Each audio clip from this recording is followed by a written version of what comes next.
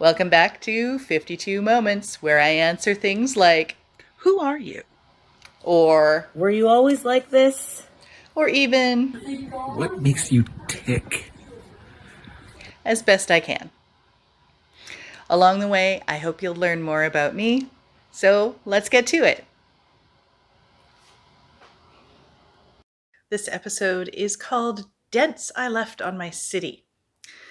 And I've mentioned this concept before, and yes, I shamelessly stole it from that Apple guy who talked about leaving dents on the universe. I like that as a visual. um, and there's a lot of things that I have done, and there were three specific things I did in grade 10 that still exist in the city today. And I'm super proud of every one of them. So, at the end of grade 9, when we were setting up our timetables, my friend Anna and I were like bored with art. We loved art, but we were super bored with the way art class was taught. We were like, we're ready for more interesting things, please. So, we talked to the art teacher, Mrs. Wallace, and she agreed to basically let us do a directed studies um, in with one of her other classes. So in the spring term, Anna and I got to sit at our own table while she taught a group of grade nines. She would give us instructions for what we were doing, and then we would putter away on our projects. And there were three projects that we did that year. So the first one was that we finished off stained glass panels that students in the fall term had started and not finished. Now, the school that I was at had an old section, and that was, there were four classrooms on either, or like two on either side of the hallway on the upper level, that had these old, lead paned windows that had like 9 or 12 window panes in the top sash, and each one of those was getting its own glass panel. So a lot of the kids in the first term didn't finish their stained glass, so we took whatever parts remained um, and then fit the rest in. So we sort of reinterpreted whatever they were doing. If it was a sunrise, and they weren't able to get all the pieces the way they wanted, we would go in and just fix the pieces and then do the completion of the stained glass process. So all of the coppering and the soldering and all that stuff.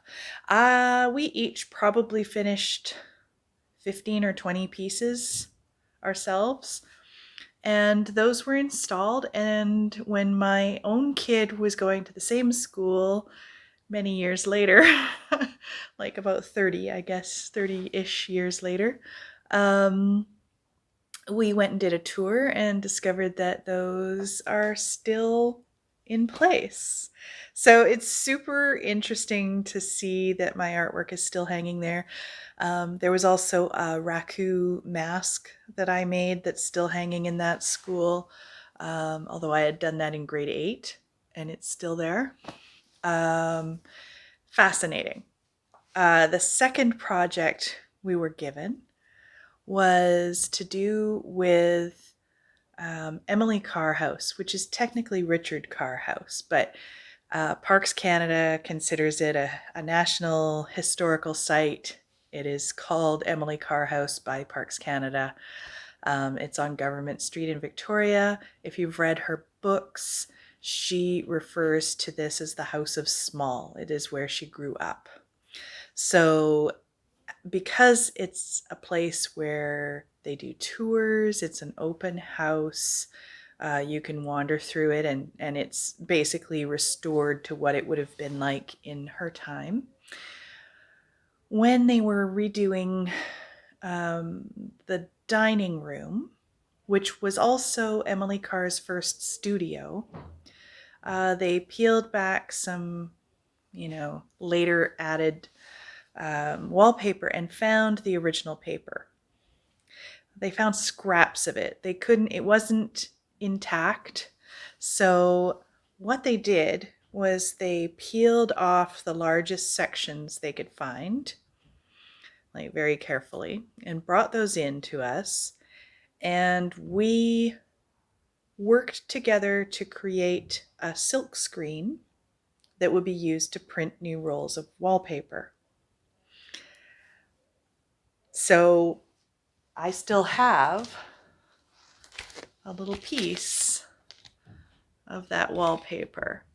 It's really awful. There we go. The glass on this is long gone. But yes, I still have that little chunk. And if you look in the dining room in that corner back there, it's hard to see in this picture, but this is the best I could find. You can see where it is on the wall. So, like, hundreds of tourists go through there on an average year. So my work gets to be seen there. And then the final thing that we did was that we were sent from our school, and then there were students from other schools in the region, and we all went to Carol Sabiston's studio, which at that time was up above Munro Books. And she's a fabric artist, quite well known. If you've been in Munro's and seen the fabric panels hanging on the wall, those are her work. So because everyone in BC was preparing for Expo 86 at that point.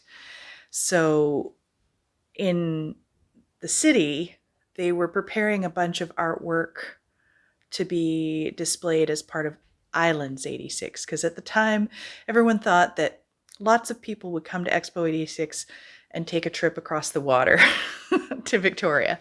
It did not happen, not as much as they expected. But we still did our collaborative art hanging. And so each student got one portion or panel of the overall piece.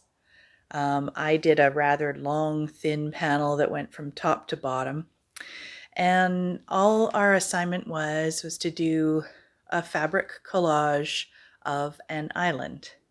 So I did this weird sort of blobby island that had a larger bottom and then sort of a panhandle up to the top.